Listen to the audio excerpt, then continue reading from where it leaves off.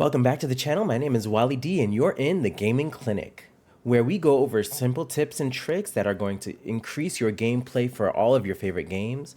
And today's game is Marvel Rivals.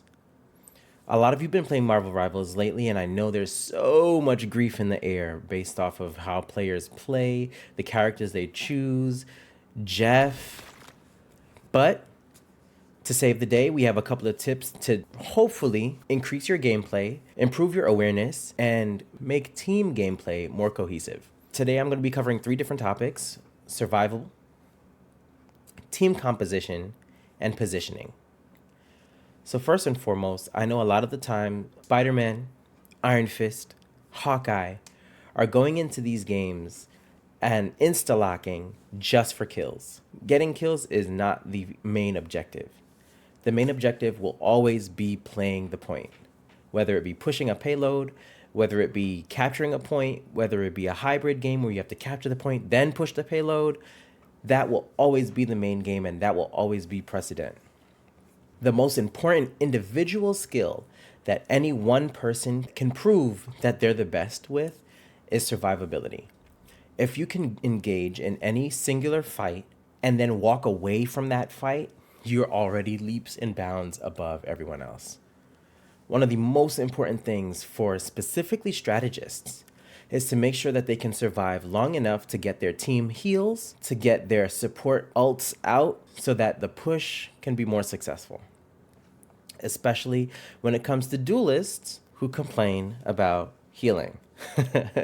And duelists, please, please, please, your survivability is almost as important as anyone else's. If you're not alive, no kills are going to be happening. Tanks don't do enough damage. Strategists can, but will probably not be doing enough damage because they're focused on heals. Your job is to dish out damage, but you can't if you're coming back from the lobby. That brings us to our next point, which is positioning.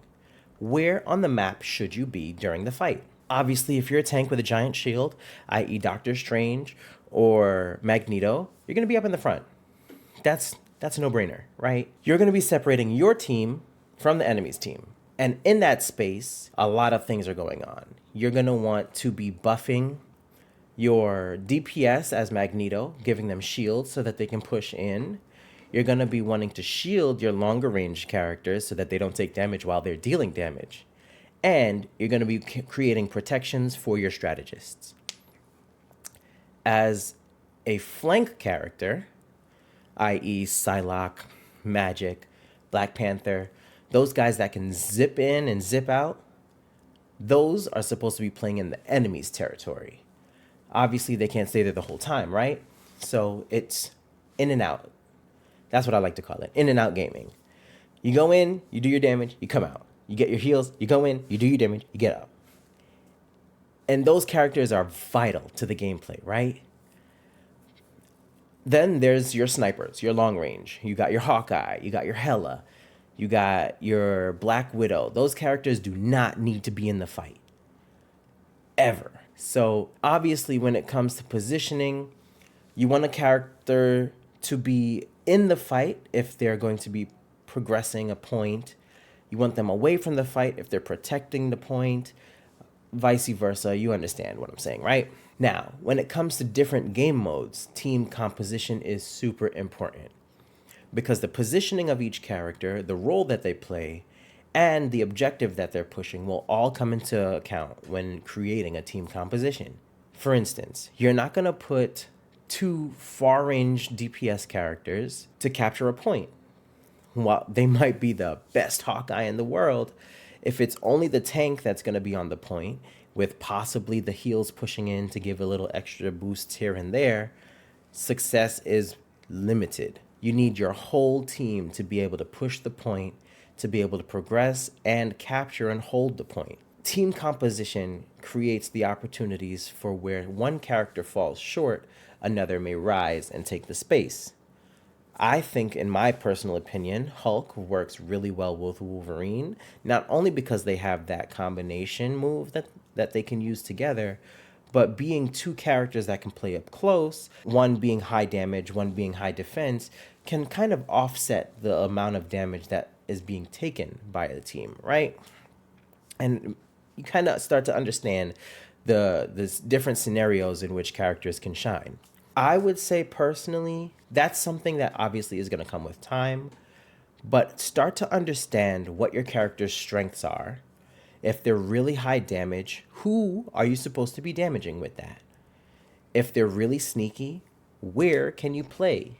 If you have a character like Magic who can teleport, obviously you want her playing back line because she can take out their healers and teleport back. You know what I mean? So you start to understand the idea and the concept behind the strengths of each character, making team composition one of the most important objectives in the game. And all of these things come together to create a solid team. If all of the characters are focused on survivability, correct positioning, and picking up the slack where each of their other teammates might be falling, it is impossible to lose. There are a plethora of other objectives that are important to playing these kind of games, but we're going to cover those 3 for now because I think those are the most important for new players. Being able to survive fights is going to make your gameplay skyrocket. Being able to survive in the fight, being able to retreat when need be, and being an opportunistic player to create space for your other team members. Team positioning, knowing where your character does best. And then, of course, team comp. Coming together as one, picking up where other players may fall short, and creating those opportunities for team cohesion. Focusing on these 3 objectives are going to increase your gameplay exponentially. Thank you for coming to the video. Thank you for watching up until this point. And if you're still here, like, comment, and subscribe. Catch you later.